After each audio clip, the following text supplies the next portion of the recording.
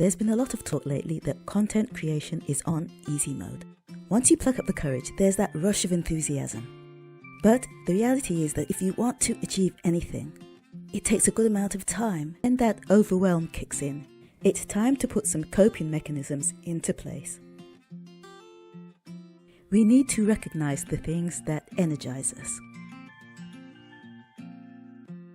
For me, there's something so grounding about stepping outside and soaking up the beauty of the outdoors, feeling the sun on my skin and hearing the rustling of the leaves, and watching how the light plays through the trees.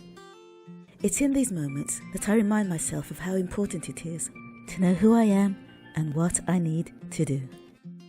Nature is like a reset button. It helps me to reflect on what's truly important. It also reminds me that a little pressure, a little discomfort isn't necessarily a bad thing. Think about how plants grow, pushing through the soil and reaching for the sun. It's a process of effort and adaptation, and we're no different. So when that pressure starts to feel a little too much, when life's demands pile up faster than we can keep up, that's when we need to step back and reassess. Today I want to share with you how I deal with overwhelm and find balance in my life. Here are my thoughts and strategies that helps me get clarity on it all. Okay, so first let's look at the signs of feeling overwhelmed. It often starts with feeling like I have a million things to do. So many things drawing my attention, but not getting done. I get a little restless, even feel a little guilty for not making much progress. It's like my to-do list keeps growing, and I'm not keeping up. One thing I've learned is to just stop, recognize those feelings before they pile up even more. Sometimes it's as simple as taking time out, having a cup of tea and taking a few breaths. My favorite way of dealing with this is to step outside, go out in nature, go for a long, beautiful walk. I often come back with new ideas, new strategies, feeling totally refreshed. It's time out and time well spent. It can be difficult trying to live a balanced life when so many things are pulling you in different directions and you can't quite see the forest from the trees.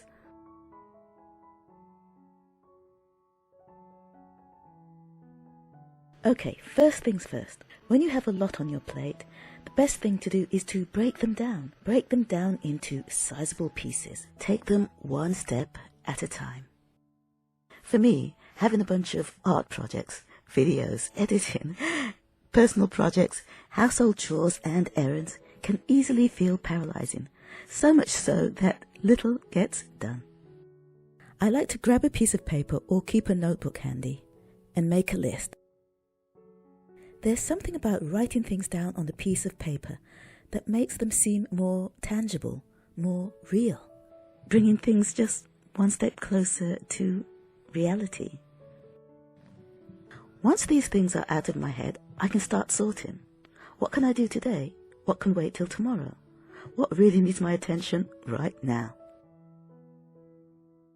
The act of writing things down gives me clarity. It makes me feel like I'm no longer drowning in a list of chores and projects. Instead, I have a map as to where to go next. And once I start ticking things off my list, I feel more in control. So, prioritizing. Prioritize what really matters. Realize that not everything on our list needs to be done the same day. Sometimes the hardest part of finding balance is letting go of the pressure to do everything perfectly or immediately. What I've had to accept is that not all tasks are equally important. I've become better at identifying what needs my energy right now versus what can be pushed back.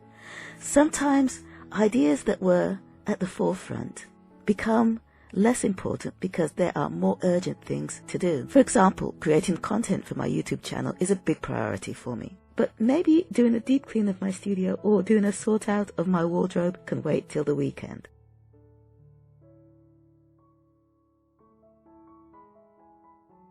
Maybe in instances like this, we can find ways to overlap, ways to integrate things together. Like doing a deep clean could be a great video topic, or just me enjoying nature and showing the whole process of gathering ideas. We can create magic, synergy out of things that appear conflicting or unrelated. Isn't that the beauty of creating?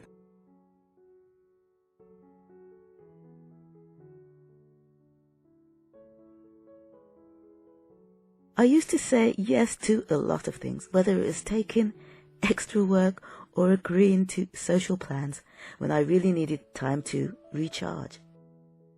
But I've learned that I can't be everything to everyone. I find it's okay to say no when things don't align with my priorities. A critical element of balance is establishing clear boundaries between different areas of our life. According to theory, effective boundary setting protects our personal resources such as time and energy by delineating where and when we engage in certain activities.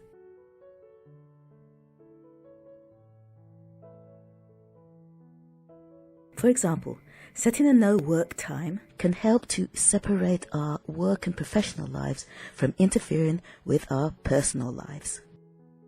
Many authors or creatives, Maya Angelou was one, would rent a hotel room simply to get a quiet, separate space to work, far from distractions of everyday life and everyday chores. Creating a boundary like a separate space to work, whether it's a corner of a room or your very own studio, helps you maintain and keep your creative flow. Creating boundaries can be both physical and mental. For me, there are times when, despite everything that's going on, I'm able to lose myself in my work. This is what people often refer to as the flow state, when you're so focused on what you're doing that time seems to disappear. So sometimes I won't film. I'll just sit and draw. Whether it's art, writing, sitting in nature, listening to music, finding your flow state can be a powerful way to balance your life. This is perhaps the most important point. Take care of yourself. The thing is, if you don't take care of yourself, how can you take care of others? So part of self-care could be taking bubble baths and pampering yourself. It's also about making sure that you can recharge and give your best with everything you do. Grabbing a book, listening to music gives us time to disconnect. Whatever it is that energizes you, make an event of it. Enjoy it. You deserve it. By doing that, you'll come back to your task refreshed and energized, ready to give it your all. Be good to yourself. When you're feeling overwhelmed, you feel frustrated. But what I realized is that it's okay to have those moments of struggle. It's what pushes us forward to be creative and achieve more. Another key component to overcoming overwhelm and creating balance is to be adaptable. I'd set myself a deadline to complete this project, this video, within a week and get it uploaded. But as usual, there were other priorities. In easy mode, people are recording in their cars and speaking just from the heart. But how sustainable is that? And can it work for all niches? Perhaps not so much for one like this. In saying that though, however, as simple as a video might look, there's a lot of work that goes behind it. This video, for example, wasn't quite saying what I wanted it to say. The title changed many times. The arrangement of the images changed. And the music also. In order to get where I wanted to get, I had to be adaptable, be flexible with my time, and be prepared to experiment and change things. Don't be afraid to do this. This is all part of the learning and growing process. I remind myself that life is full of ups and downs, and that's what makes life interesting. Here's the thing, you've got to learn to deal with it. I mean this in the nicest way. If it was all smooth sailing, how dull would that be? Some days will be easier than others, and that's okay. Balance doesn't mean being level all the time.